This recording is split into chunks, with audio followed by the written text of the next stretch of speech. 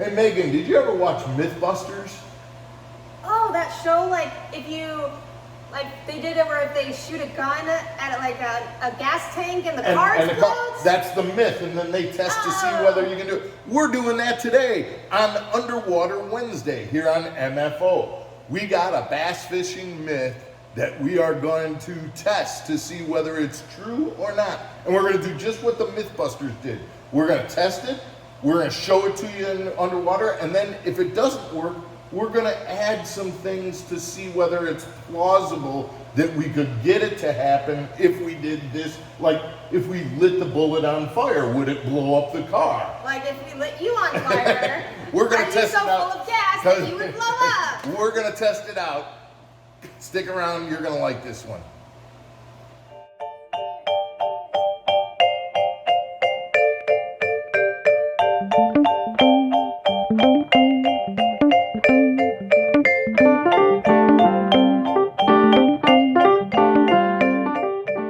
Welcome back to MFO, everybody. I'm Mark Fisher. I'm Megan Fuller. All right, so what we're talking about, just like they did on Mythbusters, we're going to tell you about what the myth is. Here it is.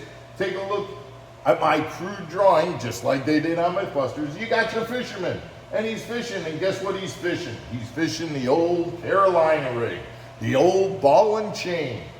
Line goes out to a heavy weight that runs along the bottom, and then you've got a leader that runs your bait a little bit off the bottom, Megan. The leader, because what every bass fisherman knows is you make that leader with monofilament. Why? Because monofilament floats. Right.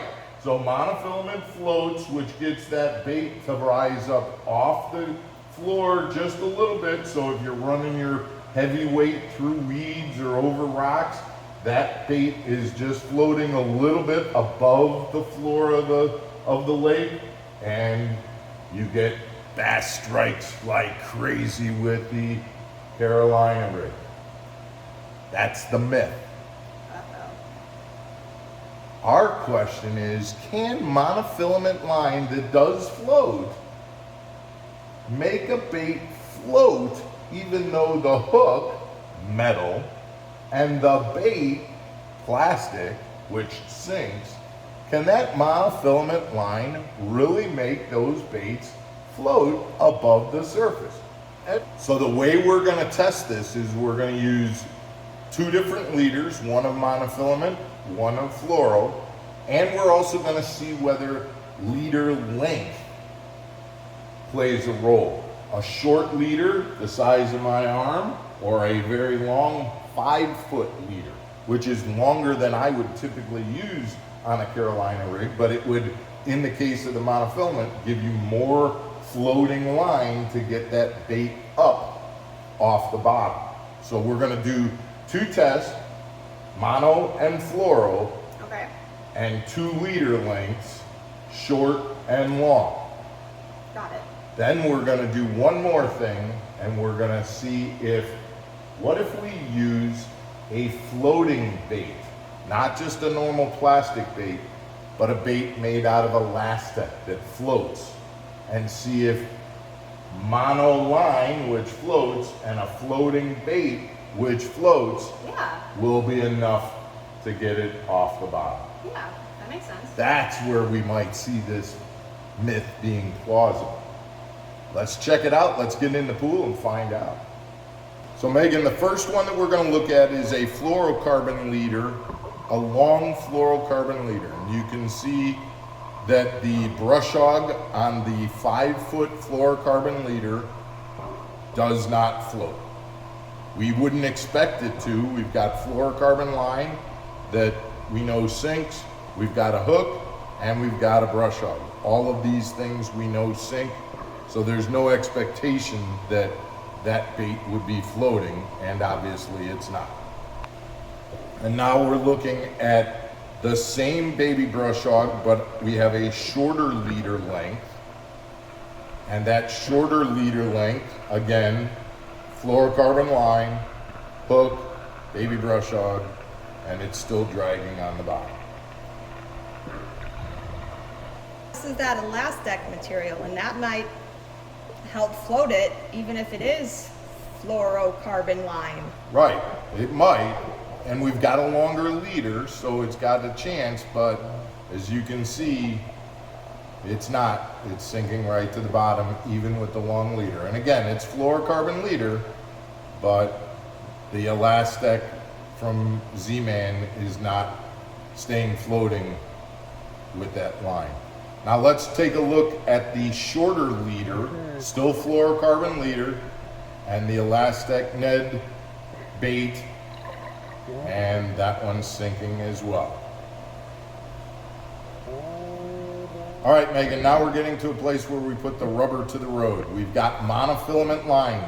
This is the myth. You tie monofilament onto the leader because the mono floats. We've got a long leader, so we got lots of floating monofilament, 5 feet of mono. And we've got a brush hog, a baby brush hog. And you can see it's not floating. It's still sinking. It's sinking and dragging along the bottom.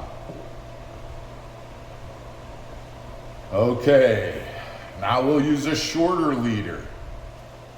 A shorter mono leader, approximately 3 feet, baby brush hog, and it's still sinking. Yep. Sinking and dragging. Sinking and dragging.